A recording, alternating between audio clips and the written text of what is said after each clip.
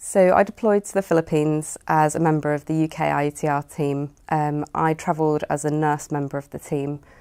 We were a 12-strong team and we deployed with Save the Children.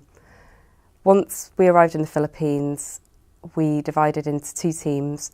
6 members of our team went to work in Tacloban with the OSMAT team, who are an Australian emergency response team with a surgical focus. 6 other members of us joined up with the Royal Navy and we boarded HMS Daring warship.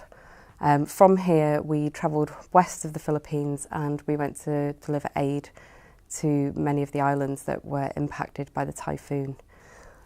I think when you deploy to this sort of environment you can't fail to be moved. It's a very profound experience. To know that you're representing your country is quite a profound feeling.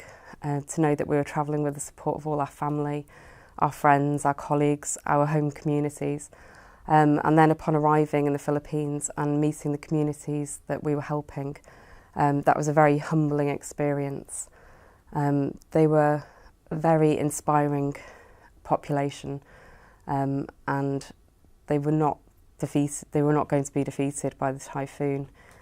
It was very, very humbling to work with people that were just so driven and determined to get their communities back up and functioning. They told us this was approximately the 20th typhoon that had hit them within that 12-month period, and they were aware that this would by no means be the last, and they were determined to get up and running again.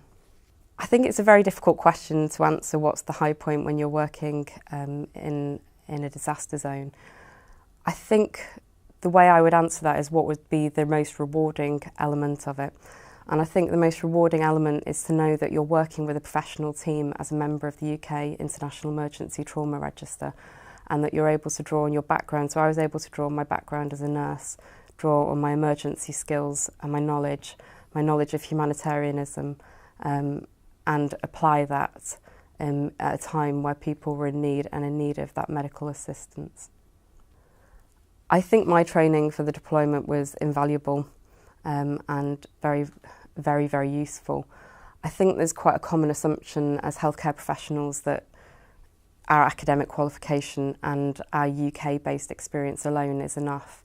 And I think what is very, very crucial about training and preparedness for disaster response is that we need to understand the bigger picture.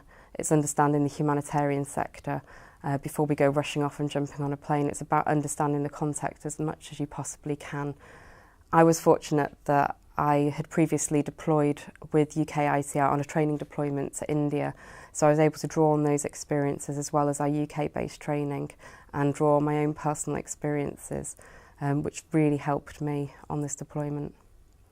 I think the experience has helped in my day job in the NHS in many, many ways.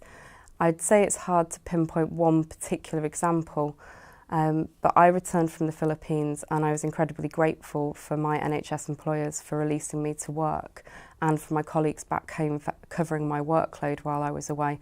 And I returned from the Philippines with a sense of renewed commitment to the NHS in gratitude for my release. And I think it's helped me in many, many ways. I think it gives you a broader horizon and perspective of your work back in the UK.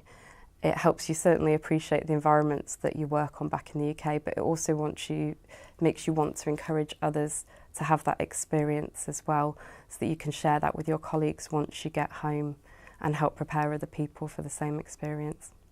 I think the link between HCRI and UK Med is going to be an invaluable link.